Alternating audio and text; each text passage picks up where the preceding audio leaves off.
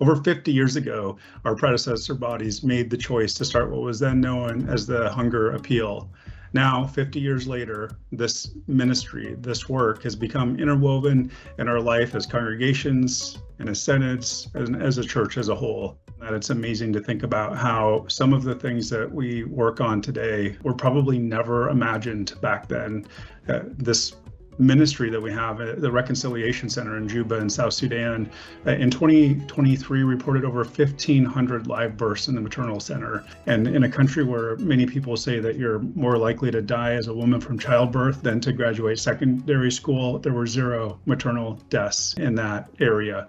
That's the kind of thing that'll have a generational impact on the community around the Reconciliation Center and the community of South Sudan and those who come there from surrounding regions for years to come. Our impact through world hunger continues, and it continues to expand as our churches make choices to reach out to their communities in new ways, and new ministries form and begin to serve their communities, and we continue to serve in the global context.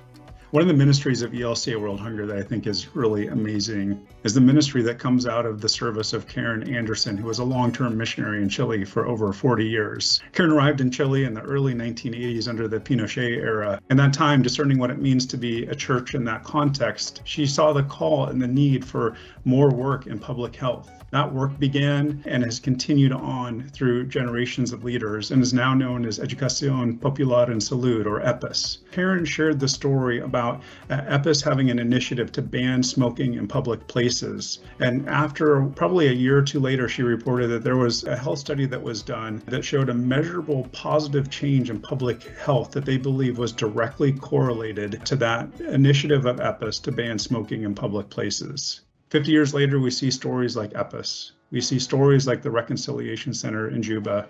I think what's almost equally amazing is we've continued this ministry for over 50 years, not through another resolution, but really through a series of hundreds, if not thousands or hundreds of thousands of resolutions across our church.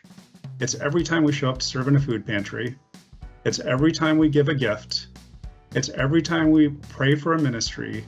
And it's every time we do something as simple as support this ministry that we call ELCA World Hunger.